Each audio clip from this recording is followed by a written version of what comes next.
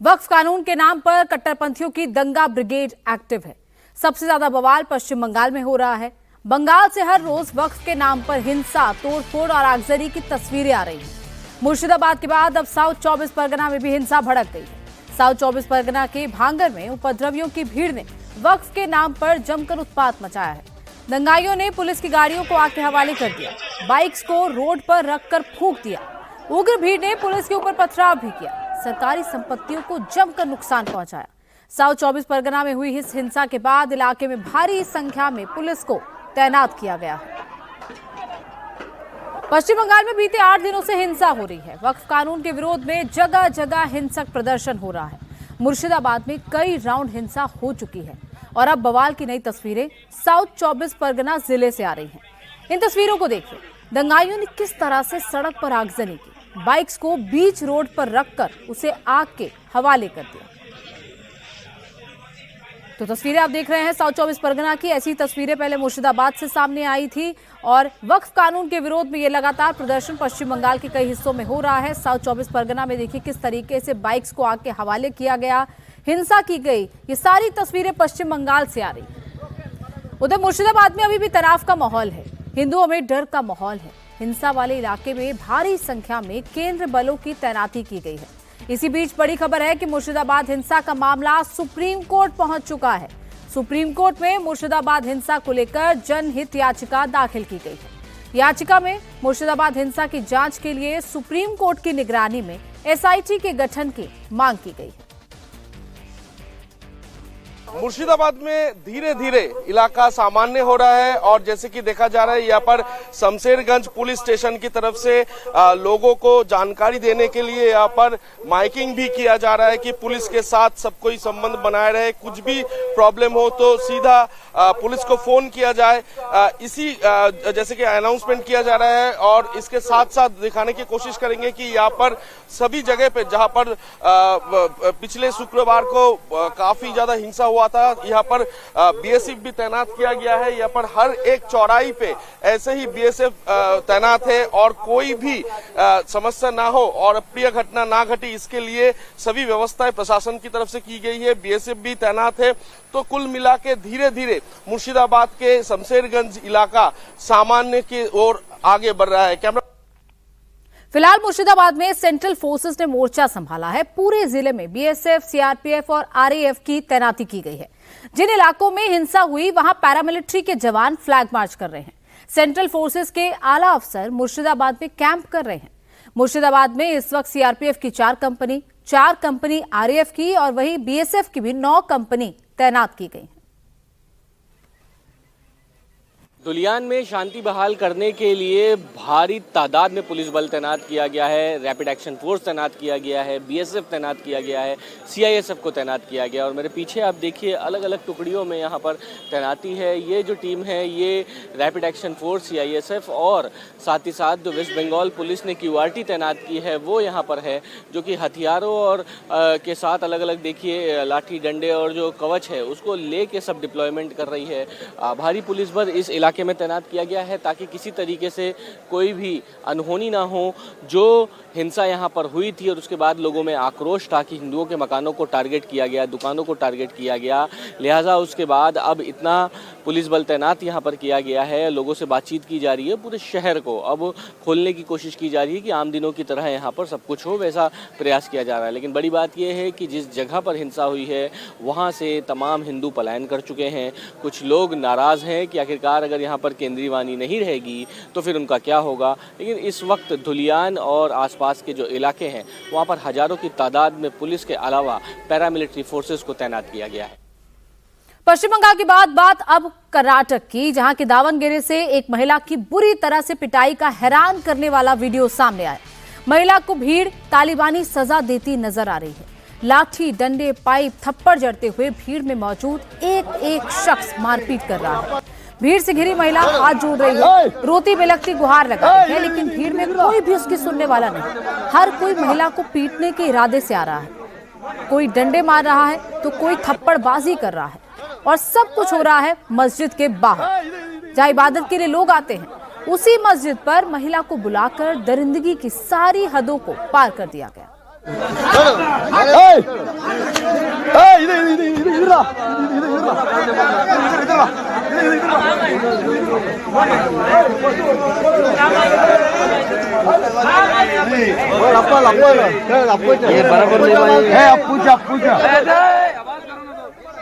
महिला के साथ मारपीट का ये वीडियो विचलित करने वाला है। मस्जिद के बाहर भीड़ ने महिला को घेर कर इतनी बुरी तरह से पीटा कि अब वो जिंदगी और मौत के बीच जंग लड़ रही है। महिला की हालत गंभीर बताई जा रही है। वीडियो सामने आने के बाद पुलिस एक्शन में आई।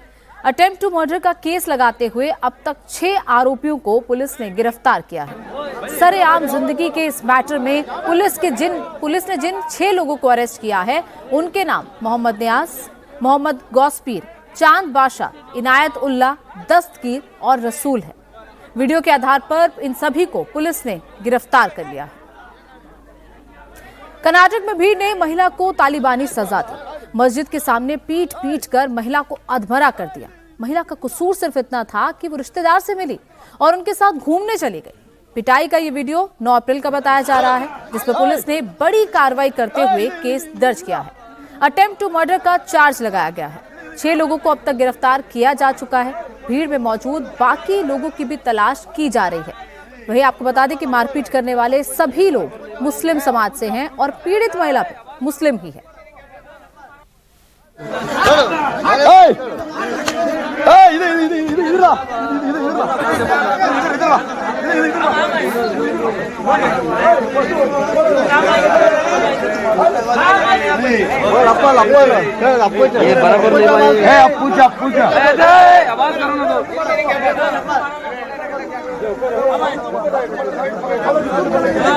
अब आपको मारपीट की 2 तस्वीरें दिखाते हैं। पहली तस्वीर दावणगेरे की है, जहां मुस्लिम महिला को भीड़ ने बुरी तरह से पीटा, लाठी डंडों से मारा, थप्पड़बाजी की गई। तो दूसरी तरफ यूपी के मुजफ्फरनगर की तस्वीर दिखा रहे हैं, जहां हिंदू लड़के के साथ मुस्लिम लड़की को देखकर मारपीट की जाने लगी।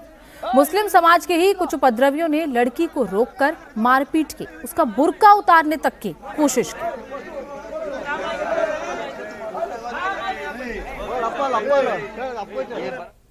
बात अब यूपी के बहराइच की करते हैं, जहां 10 महीने बाद फिर से भेड़िया लौट आया है। यहां देर रात 8 साल के बच्चे की भेड़िए के हमले में मौत हो गई। आदमखोर भेड़िया बच्चे को अपने जबड़े में दबोचकर खींचते हुए लेकर घर से 1 किलोमीटर दूर बच्चा लहूलुहान हालत में मिला। बच्चे के एक हाथ को भेड़िया बुरी तरह से चबा गया। आनन फानन में बहराइच मेडिकल कॉलेज में बच्चे को एडमिट करा गया, जहां इलाज के दौरान उसकी मौत हो गई। आपको बता दें कि बच्चे का नाम घनश्याम था। भेड़िए ने जबड़े से बच्चे पर कई प्रहार किए। इसके बाद बच्चा स्थिति में आ गया, उसे अस्पताल ले जाया गया, लेकिन बच्चा बच नहीं पाया। कल पूरे देश में अंबेडकर जयंती मनाई गई, लेकिन अंबेडकर के मुद्दे पर कई जगहों पर तनाव बना हुआ है। लखनऊ में सरकारी जमीन पर अंबेडकर की प्रतिमा लगाने को लेकर 2 गुट आपस में भिड़ गए। अब इस मुद्दे पर लोगों का जमावड़ा हो रहा है। वहीं एटा में अंबेडकर जयंती के दिन माहौल बिगाड़ने की कोशिश हुई। एटा के जलेसर में मामूली कहासुनी के बाद एक शख्स ने दलित युवक को गोली मार दी। इसके बाद अंबेडकर जुलूस में शामिल लोगों ने जमकर बवाल काटा। भारी पुलिस बल की तैनाती करनी पड़ी। पुलिस ने आरोपी दिनेश यादव को गिरफ्तार कर लिया है, जबकि पीड़ित युवक अनिल कुमार को अस्पताल में भर्ती कराया गया। पुलिस के मुताबिक अब पीड़ित की हालत पूरी तरह सामान्य है।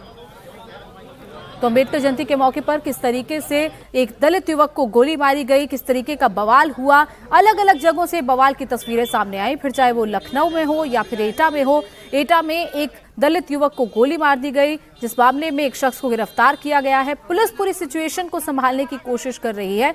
वहीं लखनऊ की बात करें तो वहां पर मूर्ति लगाने को लेकर बवाल हुआ था, जो पिछले 2 दिन से लगातार जारी है। लखनऊ के लोक बंधु अस्पताल में आग पर काबू पाने के बाद अब उसके कारणों की जांच शुरू हो गई है। शुरुआती जांच में यह पता चला है कि रात करीब 10 बजे आग अस्पताल के दूसरे फ्लोर पर लगी और उसने थोड़ी ही देर में विकराल रूप ले लिया। अभी तक की जांच में पता चला है कि आग शॉर्ट सर्किट की वजह से लगी, जिस वजह से धुएं और लपटों से पूरा फ्लोर भर गया। आग देखते ही देखते आईसीयू समेत 3 वार्ड्स में फैल गई, जिसमें मरीजों, तीमारदारों और डॉक्टर्स में भगदड़ मच गई। आग के वक्त अस्पताल में 200 से ज्यादा मरीज भर्ती थे। सबसे पहले अस्पताल प्रशासन ने मरीजों को रेस्क्यू करने का काम शुरू किया। मरीजों को फौरन फायर ब्रिगेड की टीम मौके पर पहुंची, उन्हें वहां से निकाला गया, आग बुझाने की कोशिश की गई, लेकिन इस हादसे में आपको बता दें कि एक मरीज की मौत हुई है। तो लखनऊ के लोकबंधु अस्पताल में कल देर रात आग लगी। 10 बजे का वक्त था। सेकंड फ्लोर पर यह आग लगी जो अलग अलग फ्लोर्स पर फैलती गई, लेकिन उस वक्त जो 200 मरीज वहां पर एडमिट थे, सबसे पहले उनको रेस्क्यू करने का काम वहां से किया गया। तो ये तस्वीर आप देख रहे हैं कि किस तरीके से जो तीमारदार मरीज के साथ आए हैं वो खुद हाथ में ग्लूकोज का डिप लिए हुए खड़े हैं, क्योंकि अस्पताल में किसी भी तरीके की उस वक्त व्यवस्था नहीं थी। कैसे कर करके मरीजों को बाहर निकाला गया, शीशे तोड़े गए, दरवाजे तोड़े गए और मरीजों को रेस्क्यू करने का काम सबसे पहले किया गया। फिर आग बुझाने के लिए फायर फाइटर्स वहां पर पहुंचे और आग पर कुछ देर बाद काबू तो पा लिया गया, लेकिन मरीजों को जाहिर तौर पर तकलीफ हुई। जो लोकबंधु अस्पताल में आग लगी थी, सरकार ने उसको गंभीरता के साथ लिया है। घटना के कारणों का पता लगाने के लिए एक उच्च स्तरीय समिति का गठन किया गया है और जैसे ही रिपोर्ट आएगी तो उसके बाद हम उसको सार्वजनिक करेंगे। 1.5 माह पूर्व भी मॉक ड्रिल किया गया था और सेफ्टी ऑडिट फायर का कराया गया था। उसकी वजह से सारे स्टाफ ट्रेंड था, जिससे कोई बड़ी घटना होने से बच गई। मैं अपने सभी अधिकारी कर्मचारियों का हृदय से आभार प्रकट करता हूं। विशेष आभार अपने फायर ब्रिगेड के सभी अधिकारी कर्मचारियों पर जिन्होंने त्वरित कार्रवाई की। सर, मरीजों को लखनऊ के अलग अलग अस्पतालों में शिफ्ट किया गया है। मैंने कल आपको बताया था, अभी एनआई ने ही इसको खबर प्रसारित किया था। 3 अस्पतालों में भर्ती किया है जिनका इलाज सुचारू रूप से चल रहा है। और बात अब पंजाब की करते हैं, जहां हाल के ग्रेनेड हमलों के बाद कांग्रेस नेता प्रताप सिंह बाजवा और सीएम भगवंत मान के बीच ठन गई है। पंजाब में 50 ग्रेनेड आने के प्रताप सिंह बाजवा के बयान को भगवंत मान और उनकी पुलिस ने बड़ा मुद्दा बना लिया है।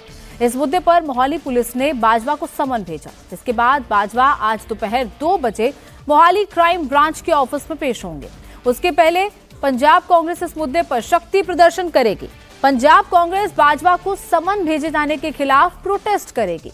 पंजाब पुलिस पेशी से पहले सुबह कांग्रेस नेता चंडीगढ़ कांग्रेस मुख्यालय में मीटिंग करेंगे। प्रदर्शन की तस्वीरें आप देखिए, वहां पर पंजाब कांग्रेस के कई नेता इस वक्त उस समन के खिलाफ प्रदर्शन कर रहे हैं जो प्रताप सिंह बाजवा को भेजा गया है। दरअसल प्रताप सिंह बाजवा ने कुछ दिन पहले ये दावा किया था कि 50, उनके सूत्रों से हमें जानकारी मिली है कि 50 हैंड ग्रेनेड पंजाब अभी आने हैं, क्योंकि इससे पहले भी पंजाब के कई हिस्सों में हैंड ग्रेनेड अटैक हुए हैं। लेकिन इस बात को पंजाब सरकार ने एक बड़ा मुद्दा बना लिया है। भगवंत मान ने खुद बाकायदा प्रेस कॉन्फ्रेंस की थी, प्रताप सिंह बाजवा को सवालों के घेरे में ले लिया था और अब प्रताप सिंह बाजवा को सवाल जवाब के लिए पुलिस ने समन भेजा है और उसी का विरोध पंजाब कांग्रेस के कार्यकर्ता कर रहे हैं, जो कि इस वक्त चंडीगढ़ में प्रदर्शन चल रहा है और ये दावा किया जा रहा है कि प्रताप सिंह बाजवा को गलत तरीके से फंसाने की कोशिश की जा रही है। जिंदाबाद प्रताप सिंह बाजवा जिंदाबाद, कांग्रेस पार्टी जिंदाबाद, कांग्रेस पार्टी जिंदाबाद, झूठे दी सरकार मुर्दाबाद, बेईमाना दी सरकार मुर्दाबाद, पंजाब सरकार मुर्दाबाद, भगवंत मान मुर्दाबाद, भगवंत मान। और इसी बीच प्रताप सिंह बाजवा अपने खिलाफ दर्ज एफआईआर के खिलाफ पंजाब हरियाणा हाईकोर्ट पहुंच गए हैं। बाजवा ने इस एफआईआर को राजनीति से प्रेरित बताते हुए इसे रद्द करने की मांग की है। हाईकोर्ट कल इस याचिका पर सुनवाई कर सकता है और इस मुद्दे पर पूरी पंजाब कांग्रेस बाजवा के साथ नजर आ रही है। बाजवा साहब ने कहता, क्योंकि जिस प्रकार के हालात है, हर व्यक्ति नूं लगता है भी तड़के स्नेह आया हैंड ग्रेनेड डिगन दा। तुहाडी तां इंटैलीजेंस ही फेल है ही है। दिल्ली वाले ने थोनू कहा सी 48 दिन पहला किसी हिंदू व्यक्ति ते हमला हो सकता है, लीडर ते होया कालिया साहब ते। तो बाजवा साहब ने कहा मेरे मुताबिक हजे होर हमले भी होने बाकी है, इस तरह नहीं होना चाहिए। असी सारे साडे सीएलपी लीडर दे नाल हां और मैं कल भी कहा सी, अज भी कह रहे किसे परवाह दी, किसे गल दी परवाह नहीं करते और मैनू लगता है कि परमात्मा चढ़दी कला रखेगा कांग्रेस पार्टी नू। पर थोड़ियां ये हरकतां वेख के थानू लोगों ने माफ नहीं करना, ये गल याद रखियो मान साहब।